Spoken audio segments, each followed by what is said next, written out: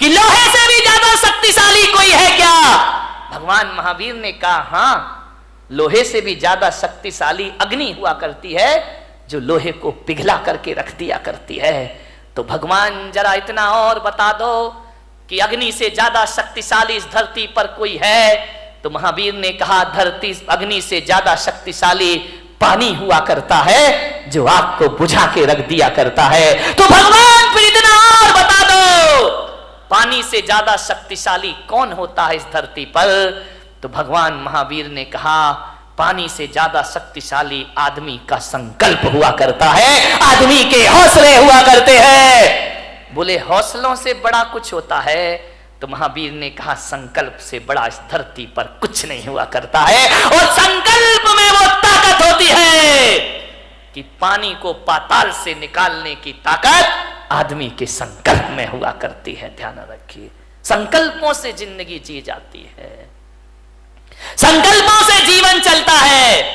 मान्यवर विचार करिए, आप सोचिए, संकल्प बुलंद होना चाहिए इस आदमी के।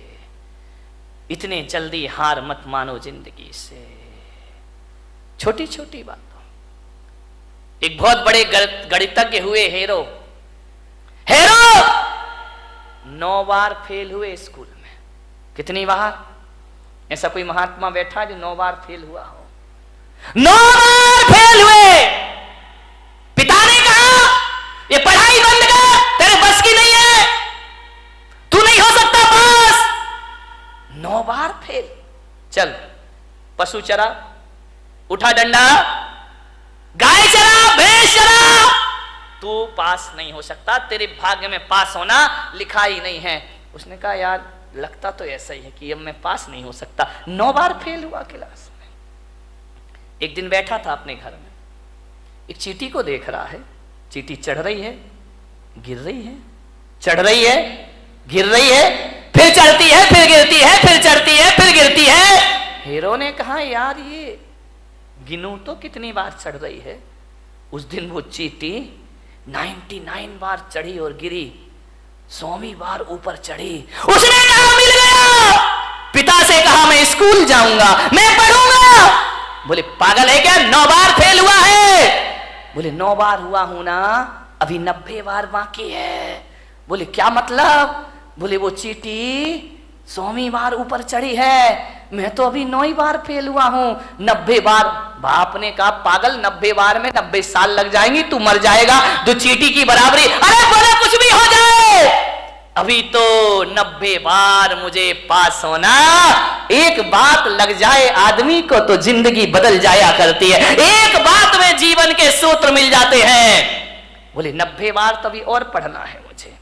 बहुत जिद की पिता से, पढ़े लिखे, मालूम है 10वीं बार में वो बच्चा पास हो गया और वो सबसे बड़ा गणितज्ञ बन करके खड़ा हो गया।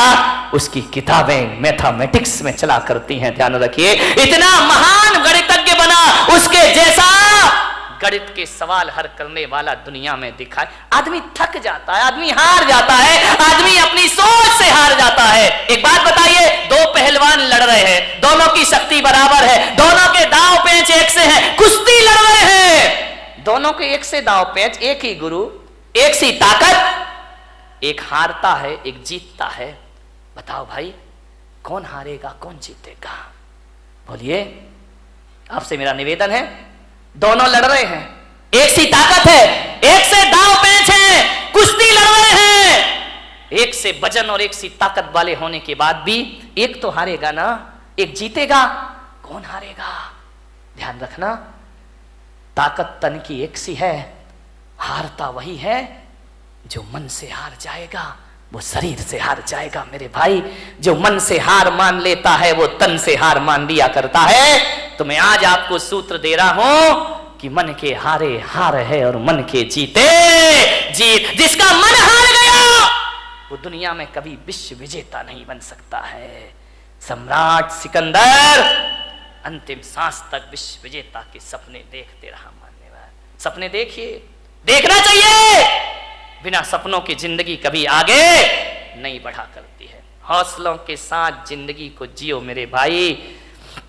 विपत्तियां आएंगी जीवन में। विपत्तियां जो होती हैं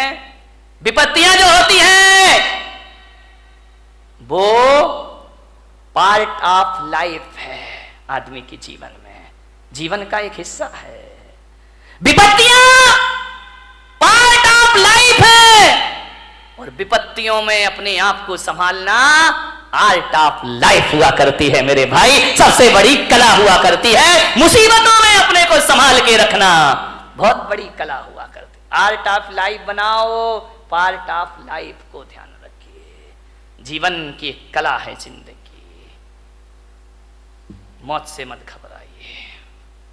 मान्यवर, जिंदगी जीने के लिए मिली है, इसे आत्महत्या की भट्टी में मत झोंकिए।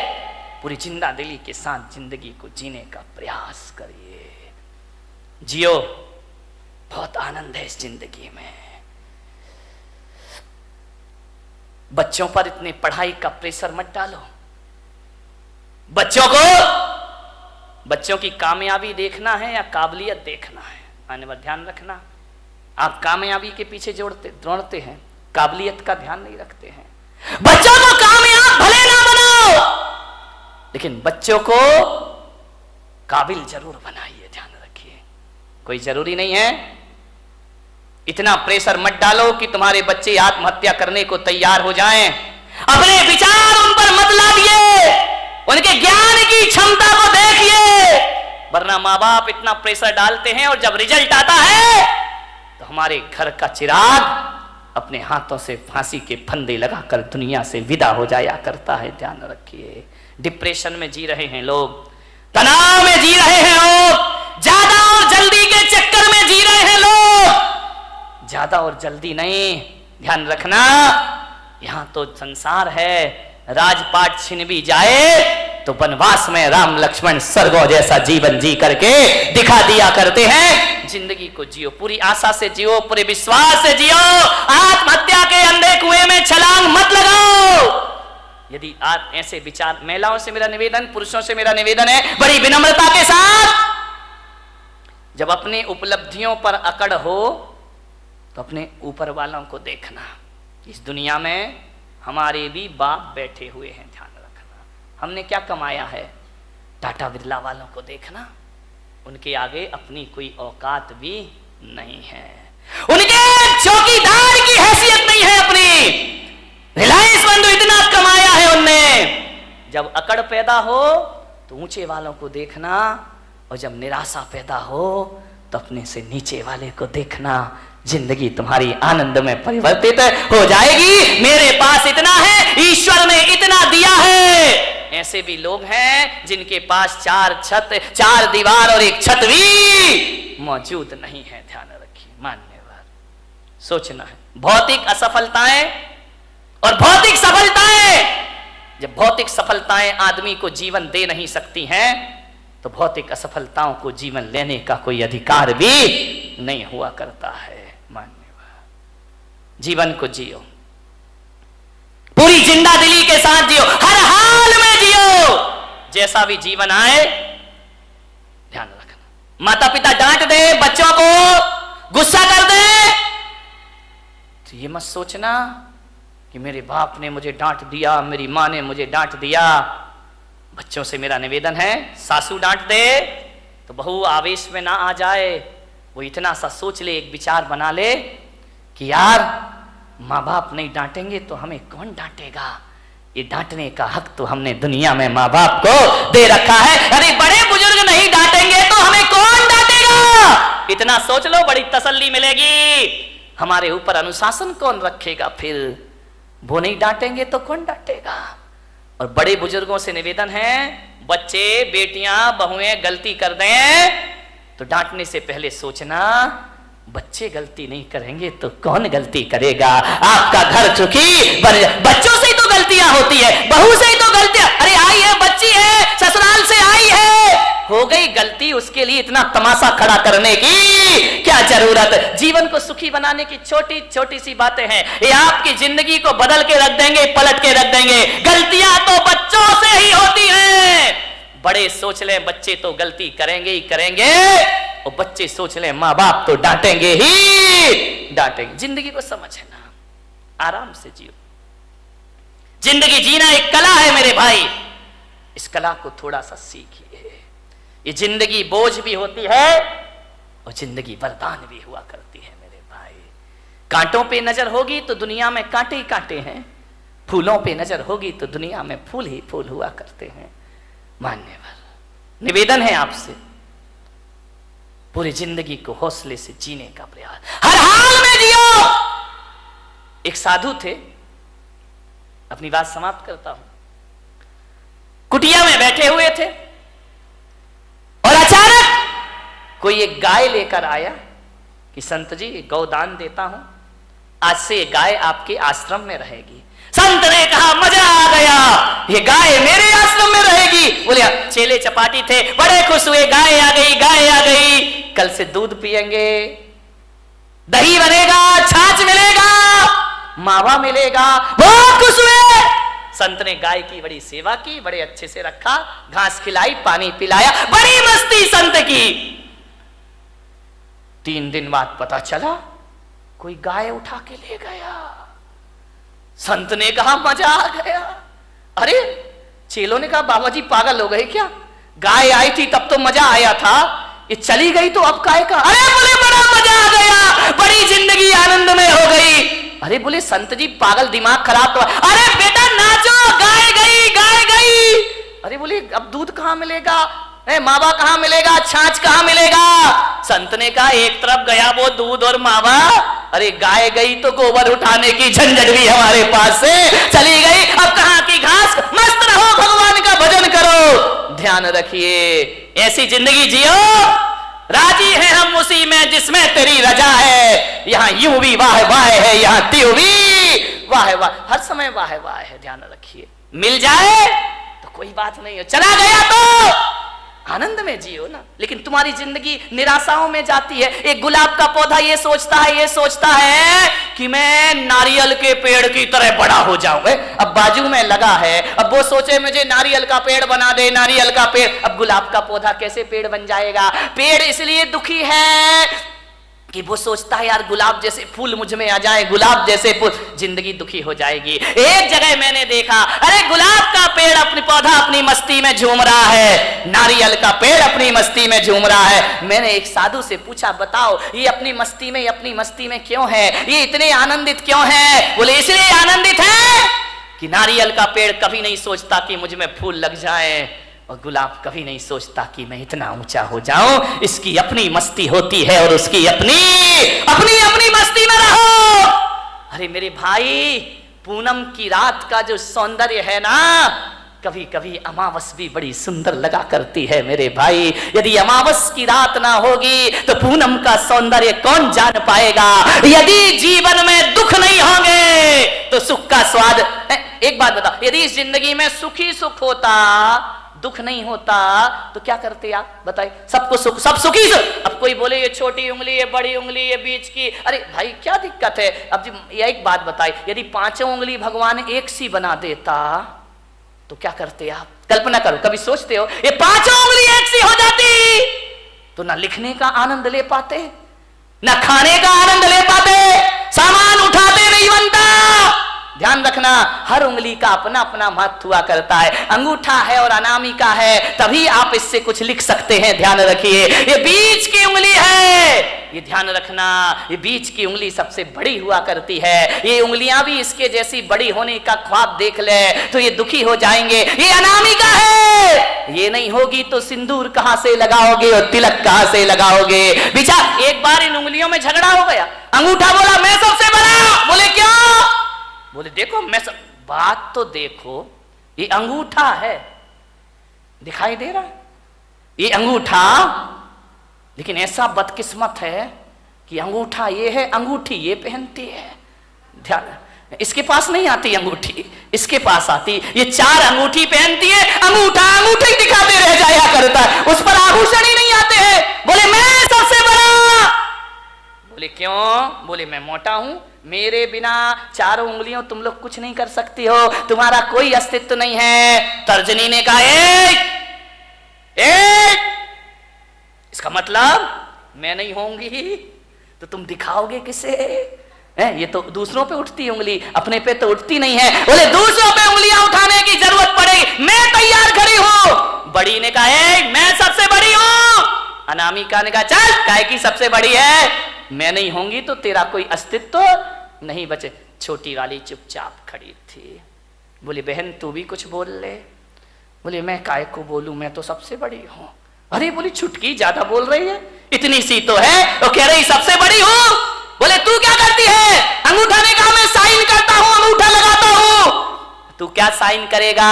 तर्जनी ने कहा मैं नहीं होंगी तो पेन कहां से पकड़ लेगा? तो बीच वाली ने बोली चल तेरे में ताकत तो मेरे से आया करती है। छिंगली ने कहा देखो, छोटी वाली ने, मेरे पास कुछ नहीं है, मैं सबसे छोटी हूं, लेकिन मैं इतना जानती हूं, मैं सबसे बड़ी हूं, मैं सबसे बड़ी हूं। बोले छोटी हो के अपने को बड़ी क्यों कह रही है? बोले इसलिए कि जब जब भगवान को प्रणाम किया जाता है मैं सबसे आगे खड़ी रहती हूं और तुम सब मेरे पीछे खड़े।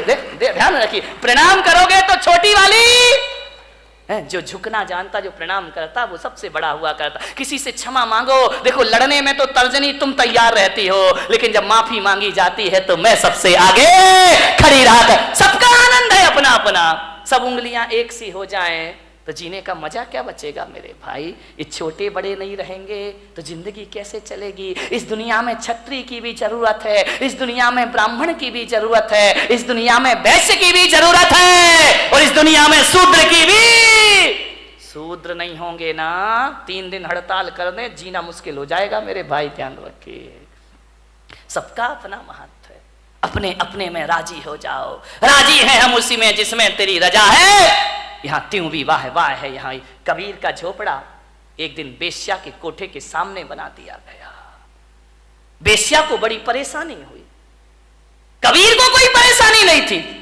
संतों को क्या परेशानी? परेशानी तो संतों से दुनिया को है। कबीर अपनी भक्ति करता था, राम नाम भजन में लीन रहता था। बेश्या को डिस्टर्ब हो गया। रोज बेश्या के कोठे में ढोलक बजती, तबले पर थाप पड़ती, घुंघरुओं की आवाज आती, और जब घुंघरुओं की आवाज और ढोलक की थाप पड़ती, कबीर उस संगीत में अपने राम का भजन किया करता, भगवान का स्मरण। बड़ा आनंद है मुझे इस जीवन में। लेकिन जैसे ही कबीर भजन गाता तो ये दीवाने मतवाले लोग वेश्या के कोठे में जाते और कबीर का भजन सुनते, कबीर के पास जाकर बैठ जाते। अरे बेश्या ने कहा ये कबीर तो मेरा धंधा चौपट कर देगा। जे लोग आते हैं वासना के लिए, ये साधना में लगा देता है। बोले ये तो मेरी दुकानदारी पूरी बंद कर देगा। बेश्या ने कहा इसका झोपड़ा हटाओ यहां से, अपना धंधा बंद हो जाएगा। लोग कबीर के पास जाते हैं, शरीर को नश्वर समझने लगते हैं, भोगों को नश्वर समझने लगते हैं। और ये आदमी भोगों को नश्वर समझेगा तो मेरा तो खाना खराब हो जाएगा। बेश्या ने अपने यारों से कहा कि जा आज रात को कबीर का झोपड़े में आग लगा दो, जला दो रात को। रात हुई, बेश्या के यार गए, कबीर के झोपड़े में आग लगा दी। घास फूस का झोपड़ा धू धू करके जलने लगा। कबीर ने देखा वाह, अभी तो ये झोपड़ा तू कितना चाहता है मेरा राम, मुझे कितना प्यार करता है, क्योंकि जब ये झोपड़ा था ना तब तुझे दिक्कत होती थी मुझे देखने में। अब झोपड़ा हटा दिया, आओ अपन सामने से दीदार करेंगे। बीच की दीवार खत्म हो गई, मजा आ गया, हरि भजन करने लगा, जल गया झोपड़ा। बोले लोग हवन यज्ञ करते हैं तो आहुतियां डालते हैं, वारे मेरे राम जी तुमने तो मेरा झोपड़ा ही आहुति में डाल दिया, मजा आ गया। अब खुल के आकाश को देखेंगे, चांद सितारों का सौंदर्य देखेंगे। बहुत खुश हुआ कबीर। बात बदल गई। किस्मत को बदलने में ध्यान रखना, 100 साल में किस्मत जरूर बदलती है, ध्यान रखना। ऐसा कोई नहीं जिसकी किस्मत ना बदलती हो, जरूर बदलेगी किस्मत। आज है कल नहीं रहेगा, आज कुछ नहीं है कल सब कुछ होगा, ध्यान रखिए। हवा का एक झोंका आया और कबीर के झोपड़े की आग बेश्या के कोठे तक पहुंच गई। और उस आग ने पर्दे जलाना शुरू कर दिए, पर्दे जल रहे हैं, साजबाज जलने लगे, ढोलक फट गई, हारमोनियम जल गया। बेश्या उठी, ये क्या हो गया? मेरे कोठे में आग लग गई, मेरी जिंदगी भर की कमाई सब मिट्टी में मिल गई। बहुत परेशान हुई वेश्या, कोई बुझाने वाला नहीं। उस रात को उसके कोठे की आग, सवेरे तक कोठा जल जल के धुआं हो गया। दौड़ी दौड़ी गई कबीर के पास। कबीर कबीर कबीर, कबीर तो भगवान की राम धुन में लगे हुए हैं। अरे कबीर उठो, देखो ये क्या हो गया है। कबीर भगवान के भजन में ले, वाह मेरा हरि, मेरा परमात्मा, मेरे राम, बड़ी कृपा है, बड़ी मेहरबानी है तुम्हारी। वेश्या ने कहा कबीर तेरे तो आगे पीछे कोई नहीं है, तू तो साधु अक्खड़ फक्कड़ है, मेरी तो जिंदगी भर की कमाई धू धू करके जल गई कबीर, मैं बर्बाद हो गई। कबीर ने आंखें खोली, क्या हुआ वेश्या? देख कबीर, मेरा कोठा जल रहा है, धू धू करके राख हो रहा है मेरा कोठा, बचा ले कबीर बचा ले। कबीर ने कहा इसमें मैं क्या कर सकता हूं? बोले कबीर मुझे माफ कर, मैं प्रायश्चित चाहती। अरे किस बात का प्रायश्चित? बोले तेरा कोठा जलवाया था मैंने। किससे? मेरे यारों से। तो कबीर ने कहा मैं क्या करूं, तू मेरी अपराधीन है ही नहीं, तेरे यार ने मेरा झोपड़ा जला दिया, मेरे यार ने तेरा कोठा जला दिया, ये तो दो यारों की लड़ाई है, तेरी मेरी तो कोई बात है ही नहीं, ना तेरी गलती ना मेरी गलती, तेरे यार ने मेरा झोपड़ा जलाया तो मेरे यार ने तेरा कोठा, ये दो यारों की लड़ाई है। अब देख बेस्या किसका यार दमदार है, देख मेरा यार दमदार है या तेरे यार जो कल यार तेरे साथ घूमा करते थे तेरे लोग, आज एक भी तेरे पास नहीं है, और आज झोपड़ा जलने के बाद मेरा हरि मेरे पास हमेशा से मौजूद है।